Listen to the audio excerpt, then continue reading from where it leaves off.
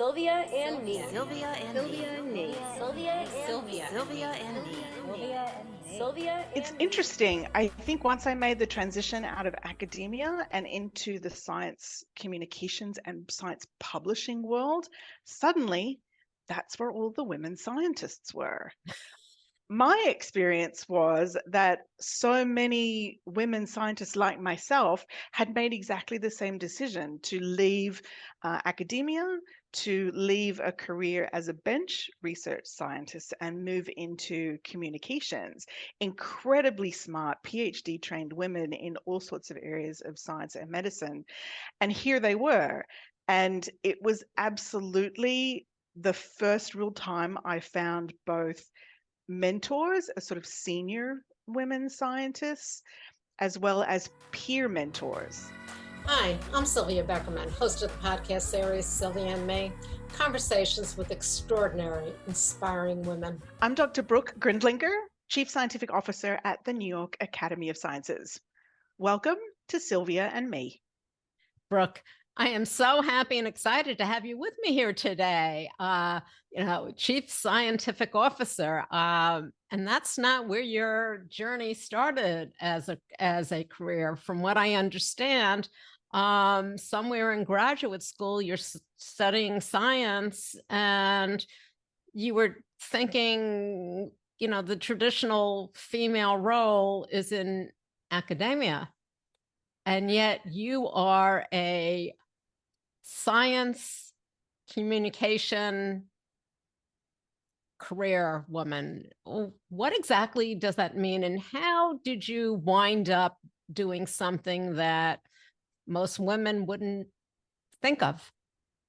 Well, thank you so much for the invitation to join you. I'm so glad to be here. I have taken somewhat of a non-traditional career path. As you mentioned, I'm trained as a scientist. I'm Australian. I grew up in rural Australia. So I just want to give a shout out to humble beginnings. Grew up on a farm in a small country town in rural Australia. Went to a public high school. Was the first person in my immediate family to go to college. So really started not knowing where my academic career could take me. And I studied science, a bachelor's of science with honors, and then pursued a PhD. And I specialized in microbiology and the study of the infectious lung disease, tuberculosis. But as you mentioned, when I got to graduate school, what I started to notice around me, and this was, about 30 years ago at this point, I noticed very few female lecturers who were leading research labs in my field. I didn't have a lot of female role models immediately around me in the science and technology space. So I didn't necessarily have close mentors who were women or sponsors who could help open doors or open my eyes to some of the career paths that could be open to me as a scientist.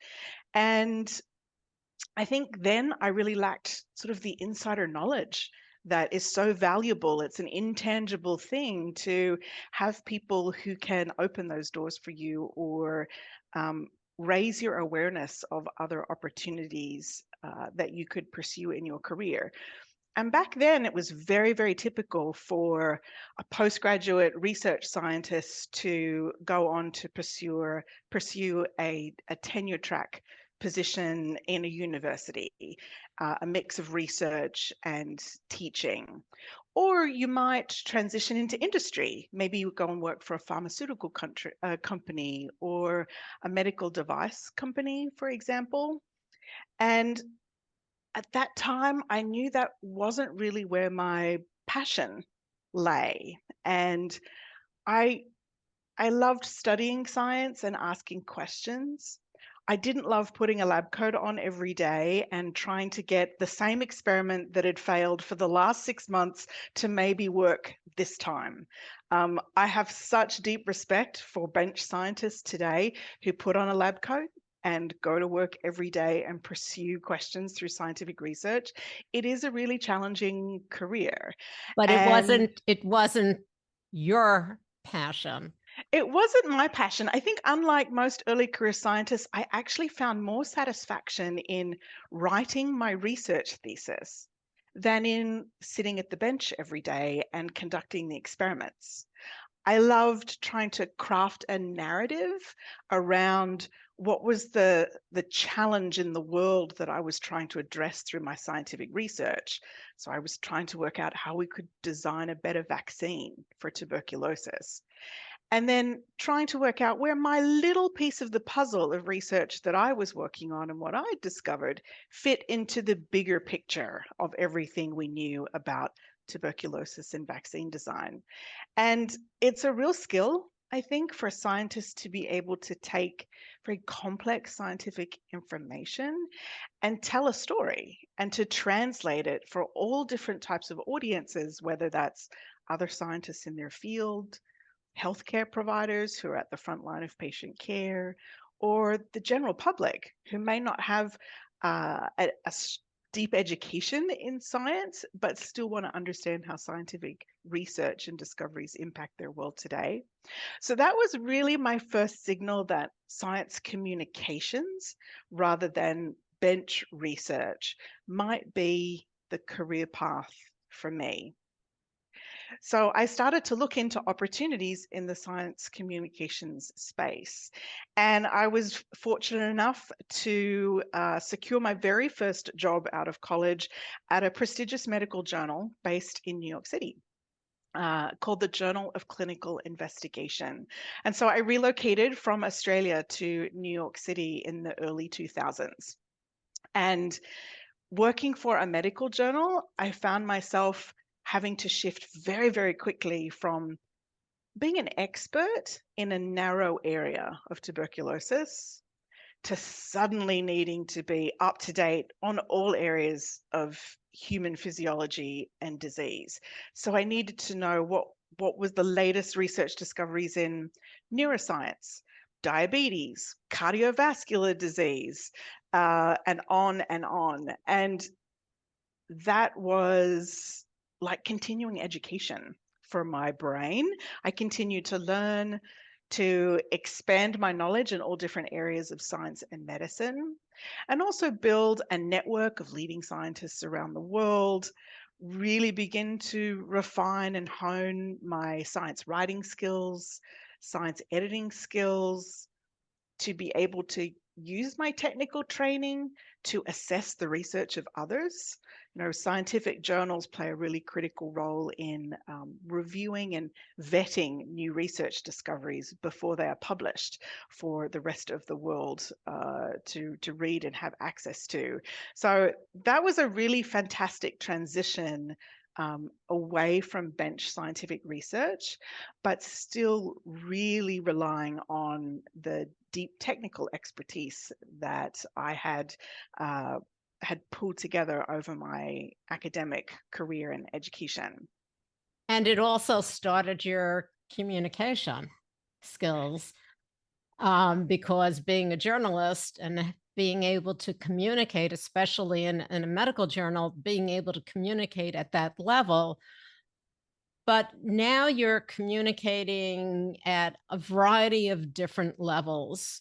I want to hit on that in a minute, but I want to go back to the role of women. How many women did you have? Any role models at that time? Any female role models that were doing what you were doing?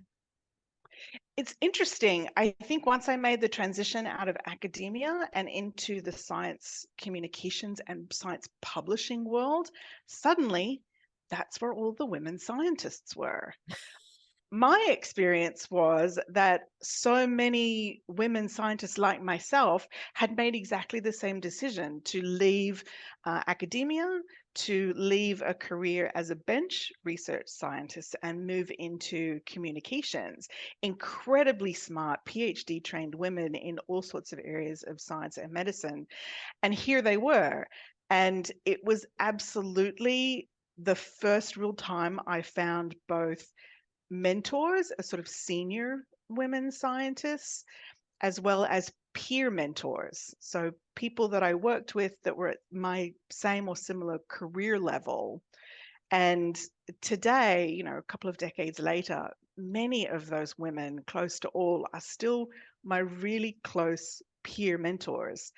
And I think I've actually found more peer mentors than senior mentors in my career because there have been such a smaller percentage of women scientists in the generations before me. But peer mentors, I just want to stress the importance of you don't always need a senior experienced person to be able to be your peer coach, your peer cheerleader. We often still get together and we compare, how have you handled this situation? Have you come across this situation in your job? How did you handle it? And I've learned an incredible amount from this sort of trusted circle of peer mentors, incredible women scientists. So I feel like I was lucky. I found my female team members in moving into the science publishing space. And it's a world where people, these female peer mentors, are not afraid to share information, are not afraid to, are not paranoid about sharing what they know and asking, how would you do this? What do you think about this? Or have you learned anything new? And just sharing ideas and passing along information that's so important, because if you sit in a vacuum, you're going to be in that vacuum for quite some time. So now you've moved up in your career to be one of those senior peer mentors. How does that feel? Has that changed the way you communicate? Has that changed how you, what your focus is? Absolutely. I think once you move into a position of authority, where you have the opportunity to educate others, to engage others, to influence, and also to support others and give back, you have to lean into those opportunities and sort of pull the ladder up for those women who are in the generations behind you and might not otherwise have mentors, sponsors, allies that are helping them, move forward and up in their careers. So I'm very conscious of opportunities like this, for example, to be a woman scientist on a public communication channel, talking about my career trajectory, sort of serving as a role model for other young girls, young women, established professional women as they navigate and consider their own career paths, what lessons and insights I can share with them. Anytime I can be vulnerable and admit where I made mistakes, I learned things along the way, that, we're not born geniuses, and we all take twists and turns in our careers. I think that's helpful for others to then sort of think, gosh, that mirrors, my situation, my upbringing, my academic or professional career. And so they can see that achievements in the future are very much possible, that the doors are open to them, and they shouldn't impose limitations either set by themselves or by others in what they might be able to achieve in the future. And then I'd say beyond those sort of personal aspects of where I try and give back and encourage more women and girls to pursue careers in science, is in my day-to-day job, where we can create programs and opportunities that provide resources, training, financial support for particularly early career scientists and women wherever possible. I'm very attuned to where bias may continue to exist in selection committees, promotion committees, hiring decisions, when you're selecting peoples for awards or prizes. Where there's some bias still in the system that we need to dismantle to make sure that women are having equal opportunities as their non-female counterparts to pursue their dreams in their career. So at the New York Academy of Sciences, we have a number of programs that are specifically intended to provide that recognition, financial support, and educational support for the next generation of scientists that are really going to be designing the way our world looks, tomorrow and probably for the next 100 years. Well, there's two things. One of the things that you just mentioned, I wanted to mention that you and your husband started an organization. Can you tell us about that? We started an award program. So a little bit of personal context. The award is called the Glenn and Brooke Grindlinger International Experience Award. So my husband is a native New Yorker, went to Cornell University in upstate New York as an undergraduate, and he was fortunate enough to be a study abroad student who traveled to Australia almost 30 years ago to study for a semester at the University of Sydney. And he and I happened to live in the same dorm on campus, and that's how we met. And that opportunity for him changed both of our lives. And we joked for some time that one day when we are rich and famous, we'd love to be able to create some type of scholarship to give other students that opportunity to travel abroad to Australia and have an educational and cultural experience that's really enriching and meaningful to them. And we happened to be attending a Cornell University alumni event and just chatting with one of the members of their development team, their fundraising team, whose job it is, of course, to cultivate alumni and continue their deep ties to the institution. And they asked, how can we get you more involved in Cornell? And so we, again, joked about one day when we're rich and famous, we'll have a scholarship in our names. And they said, we can make that happen. We were quick to retort, but we're not rich and famous. I think most people think that philanthropists are very much in the later stages of their life or career and must be millionaires, billionaires in order to give back to their community and sort of wait until later in life. But this was a lovely inflection point that we realized we had an opportunity to give back now, and that philanthropy can exist at any price point, if you will. Like every penny counts if you're giving to a community of need. So we had this notion of creating the Glenn and Brooke Grindlinger International Experience Award about a decade ago now, and it supports 1 or 2 students a semester to travel to Australia and either study or participate in a professional internship in a workplace situation somewhere in Australia. And, it's not a huge amount of money, but it's meaningful, especially to students who might not otherwise have the financial resources to support, travel abroad to Australia is very expensive. Living abroad is very expensive, especially as a young student. So, more than a dozen students now have been supported through that program. And it's just very personal to us. It's a little thing that we can do. And we have the opportunity, Cornell is very kind to bring many of the students together so that we can meet them in New York after they've completed their study abroad experience. And I think they think that Glenn and Brooke Grindlinger are probably going to be 95 years old. And they're often surprised to find that we're probably about the same age as their parents.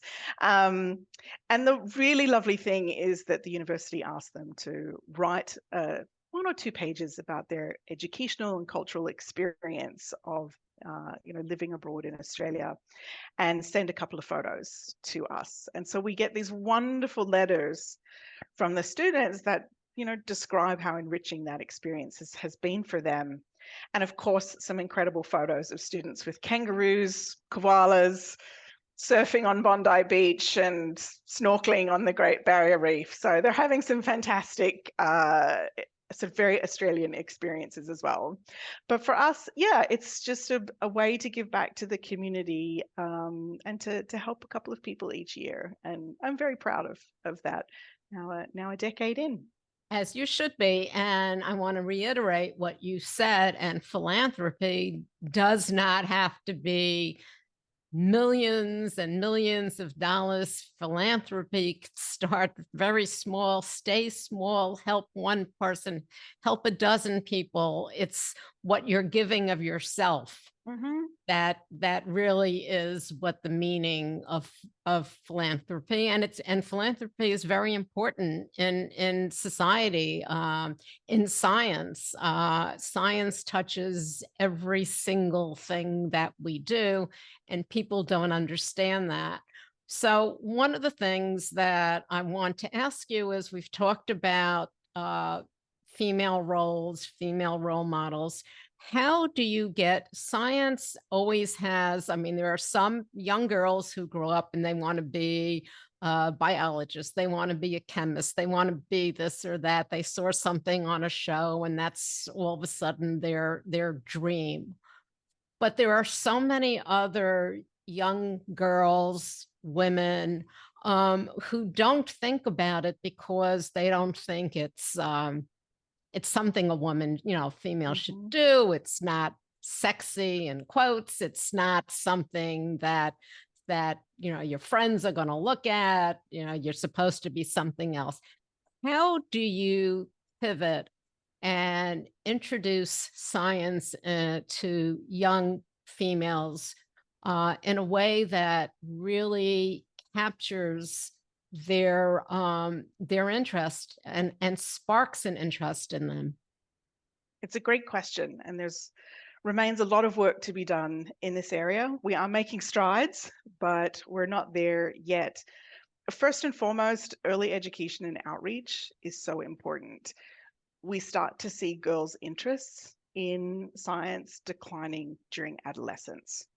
So we have to start this work during, from kindergarten to 12th grade, exposing and engaging young girls to science, to encourage their skill building and exposing them to female mentors who are active scientists today. Hands-on activities in the school environment that are STEM focused is one of the most engaging and critically important things you can do. Reading a textbook, a science textbook, I'll admit that can be dry and dull and boring. But if I can get my hands on something, to build something, to explore something, particularly if it's something that's very relevant to my real world experience, where young girls can see, oh, this could solve a problem in my home or in my community or in my school. Any way you can tie hands-on scientific activities to solving a problem that they themselves can see or experience in their everyday lives, I think helps make it feel real and not some distant, exotic career path that is a little bit removed from their everyday experience. And then any way that you can expose girls to female role models in the classroom, whether that's bringing in women speakers from who are professional working scientists today, to have them interact with the girls, talk about what they actually do as a scientist in the real world, can be a wonderful way to engage that younger generation.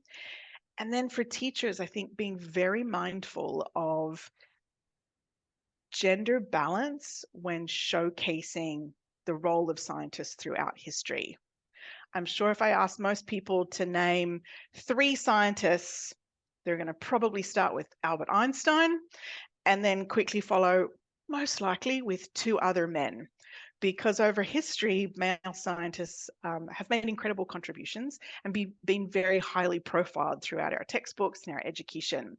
But women are sometimes hidden figures throughout scientific history.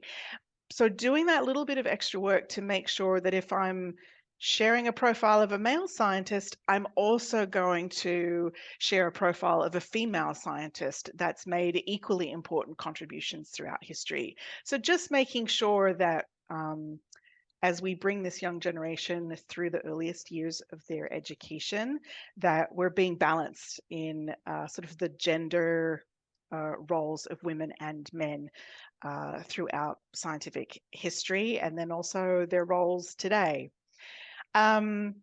I think we still have work to debunk some of those stereotypes that you mentioned, that certain types of careers are not for women. So any opportunities to showcase women engineers, women computer scientists, women astrophysicists, women astronauts, through teaching materials or conferences, workshops, science fairs. I know for me, I'm still so inspired when I have the opportunity to meet other incredible women scientists. It still, continues to ignite a passion in me and about what I may be able to do in the future, seeing what they've been able to accomplish. In classrooms, really thinking about how do I create a supportive environment for girls who express early interest in STEM, making sure that they feel comfortable and they have a network of teachers and other students around them that don't make them feel embarrassed about their interest in science, or that it's not sexy or not cool. So being really thoughtful about the learning environment that we provide for young girls. And then moving away from K through 12 education into sort of the academic career path and into senior scientists in their careers. Things like flexible work policies are really important. It's not unique. It's not unique to science that there's large segments of a woman's career which are going to be her childbearing years, should she choose to have a family, and being flexible in the diverse needs of those employees that may have family responsibilities, helping them try and have some type of healthy work-life balance really helps to retain women in STEM careers. And then just thinking about what are the diversity and inclusion efforts underway at your organization or academic institution. Encouraging organizations to look at their hiring practices, their pay practices. Even at universities, sometimes we see reports, for example, of female scientists receiving less lab space than their male peers. And so really looking at what is the data for men versus women in all of these different ways, and peeling the onion on what are some of the drivers around those decisions, and how we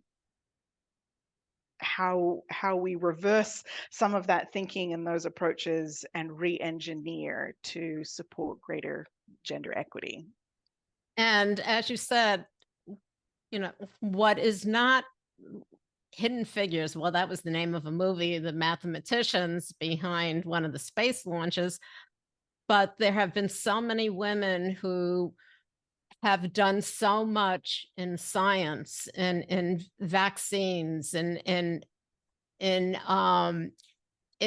discoveries, but their names are not known because they weren't allowed to have their name on the documentation, or they said, okay, I won't, because it won't be taken as seriously if my name's on it.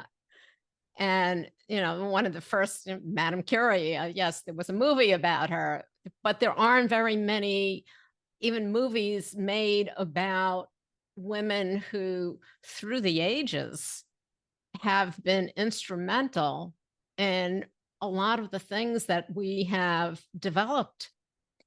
And I think that's key in teachers and what we're exposed to say, look, yeah, there's a number of very important women who were scientists in many, many ways. One of the things that we're going through in today's day and age is the skepticism that is out there. How do we go about going up against that and really, going up against that and the argument, or we don't want to have arguments, we want to give facts. How do we handle that in today's world? Oh, that's an onion to peel for sure. Many layers to that question and that ongoing challenge. Um, Gosh, there's many ways to try and tackle this. Perhaps I'll start with just communicating science to the general public. I think during COVID, for example, we saw what is really rare, that science suddenly was at the forefront of the national and international dialogue, and it impacted every sector, every workplace. And people really became aware again of how important scientific research and discovery was to public health and the sort of safety and security of our everyday lives. But what was clear as throughout COVID, the information was often changing on a daily, weekly, monthly basis in terms of what scientists and clinicians understood about the virus, about the disease, about vaccine development and deployment. And because that narrative in the public domain was changing so often, I think that constant changing and shifting can cause people to have a lack of trust in science. I think people often think you're going to run an experiment and that's the answer, and that answer will never differ, never change, never waver. But we know that our scientific understanding of the world around us continues to change as we do more research, as the tools and technologies available to scientists improve, and we're able to see more, measure more, understand in greater detail the science of the world around us. So I really think an appreciation of science isn't static, and how we understand scientific concepts isn't sort of the be all and end all, that scientific information can continue to evolve as we continue to research. That's really key to people understanding how scientific information can change over time. And we absolutely saw that play out during the COVID-19 pandemic. For scientists themselves, it can be challenging to communicate about your scientific research to the general public. As scientists, we're so deeply trained in deep technical information and language and jargon that sometimes we struggle with stepping away from the deep technical jargon to be able to talk to, your mum and dad, your brother or sister, or your teenage children about science in a way that they can easily understand it. So I think there's a role of scientists and also science journalists and people who are taking that information and translating it, synthesizing it for consumption at scale by the general public. There's a role for both of those players in how they communicate science in a way that the general public can understand and can trust. And I think any way that we can tie scientific research to the real world experience of the every person helps to reiterate how important public investment in science is, and the support of scientific research and scientists. So I think a lot of us today take for granted a lot of the incredible tools and technologies that we have in our pockets or homes or workplaces every day. And you forget that there's probably decades of research by scientists that has gone into the development of these tools and technologies. And, without this work that often happens off over in a corner behind the scenes, we don't necessarily hear a lot about it until there's a huge headline in the news. Appreciating that incredible depth of knowledge and resources and work that the science ecosystem is contributing to people on our planet is really important. And I think that's what a lot of people don't understand. For so many, they grew up with certain things that are already there and did not live through the development of it. And with technology the way it is now, things move at a rapid pace, and we can take what we've already learned and use that and develop things much quicker than was done 50 years ago, 100 years ago. And that's the misconception. Like, how could you possibly come up with that? And wait a minute, did you say something else the other day? We're learning all the time. We are, and the technology can move slowly. It can also move incredibly fast.